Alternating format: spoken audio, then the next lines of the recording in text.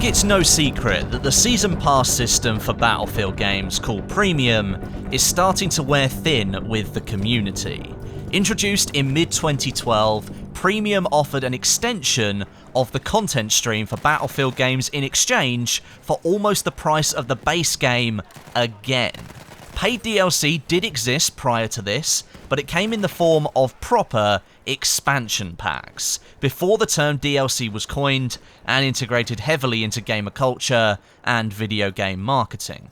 Fast forward to 2017 and we're in a position of severe community splitting with the monetization of core content. Things like maps, weapons, vehicles, game modes and more are now locked behind a paywall that restricts the community's ability to flourish and maintain. I think the time is right for a new system, or at least the current system, to be changed. And in this video, I'll be pulling together a couple of ideas that I think would really suit the Battlefield franchise in terms of support and longevity well after the initial launch of the game. Essentially, this is what I'd do if I were in full control of post-launch content support for the Battlefield franchise. I love playing Battlefield games, and these suggestions and ideas I feel will make the franchise better in the future. First of all, that community splitting. That's the first thing that needs to go. Completely. EA and DICE have recently introduced Premium Friends, a system that allows players who bought the Premium Pass to party up with their friends who haven't bought it and give them access to all the current and future DLC maps. This access only lasts as long as the Premium Pass owner remains online and active within the party. Now this can be seen as the first step that DICE has made towards removing that barrier to the content that everyone wants access to, but they're either unable or unwilling to pay for it. A first step towards a future perhaps where core features like maps and game modes are not segregated and are free for all to play on. But it's currently only a half solution. Premium Friends still restricts new content like weapons, progression is essentially turned off when you play on the DLC maps and modes, you're unable to spawn into DLC vehicles, or at least driving them, and that's a rather jarring gameplay restriction, and any medals and assignments that you might want to try and earn are off limits as well. Then of course you also need to organise getting a party set up with a Premium Pass owner, which within a group of friends, nobody may own. So how can DICE and EA sustain a future where the high-level features of their Premium Pass are no longer paywalled? My solution? Early access. Premium already offers a 2-week early access to all new DLC content before it can be purchased separately. Why not remove that purchase completely? Allow Premium to become an early access system, similar to how Rainbow Six Siege operates, but in a slightly different way. If I were in control, I would bump the early access period to new content up to 30 days, and that gives Premium players a month's worth of playtime before all other players who had the game could come in and play as well. That way, there's no content restriction, it's just a time restriction in which players could choose to buy into or not. Everyone would still have access to core content like weapons, maps, new game modes, and vehicles. Non-essential content, things like dog tags that are tied to assignments, weapon skins, soldier customization options, and more, could still be reserved for Premium Pass owners, and to give them an extra incentive to buy into that early access system. Not all of you out there may think that customization is that important, but I can assure you there are plenty of players who do think it's important. Why do you think people complain all the time that they don't get battle packs often enough?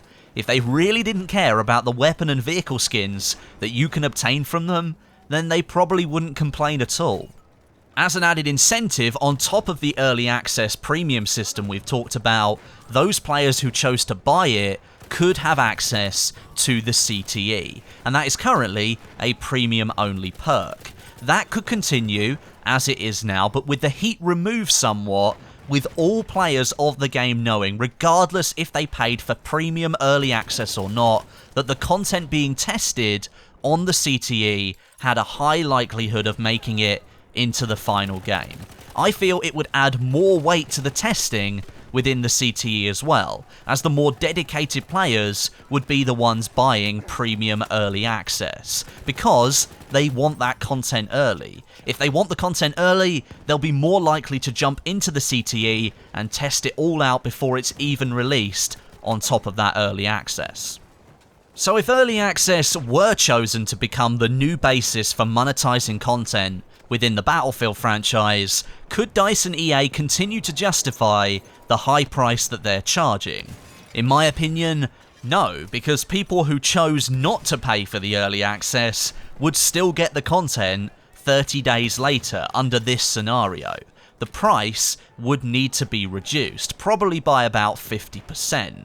However, the Premium Pass does offer a huge amount of content for the price that DICE are charging currently. In Battlefield 1, you get at least 16 new multiplayer maps. That's more than you get in the base game. 20 new weapons, new vehicles, new behemoths, elite classes, game modes, accessories like dog tags, and weapon skin additions within battle packs. All of that content costs a lot of money to make. Trust me, it does cost a lot of money. But how can you continue to offer that same level of content, as is what Battlefield players now expect, at a reduced price due to the system being based around early access? My solution? Further cosmetic customization funded by microtransactions. DICE and EA could develop and implement a store within the Battlefield games that catered to player, soldier, and weapon customization beyond what is currently available. Games are becoming more and more personal these days, playing your own way and making your experience unique and different to somebody else's. With FPS games, I believe that stems from the character that you play with. If we take Battlefield 1 as an example here, it would be awesome to see differing soldier uniforms available for players to purchase separately. Perhaps some more significant weapon skins, like those that we see on the Lawrence of Arabia SMLE or the Hellfighter 1911, relevant to the time period of the game and in keeping with the tone, but completely cosmetic, having no effect on gameplay at all. Again, as I mentioned earlier, there are plenty of people out there that I don't think would be very interested in this kind of content, but there are plenty of people who will be interested. Look at GTA 5. That game's continued success is fueled by free, regular core content and then funded by microtransactions. Battlefield could take a similar route, offering all core content for free, early access to that core content for a price, and then microtransactions alongside that, offering players totally optional cosmetic changes to their experience.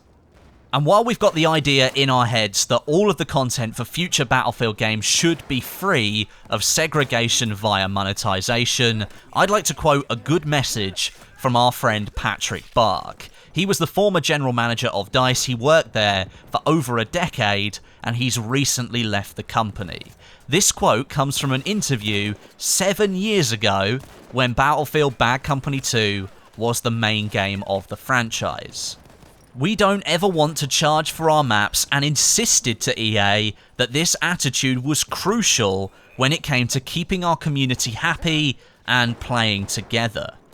7 years later, we're in the exact situation that Patrick Bark preached he didn't want to happen. He never said it wouldn't happen, but he made the direction DICE wanted to go in very, very clear. 7 years later, we're in a situation of community splitting, with players becoming more and more frustrated that the system isn't changing.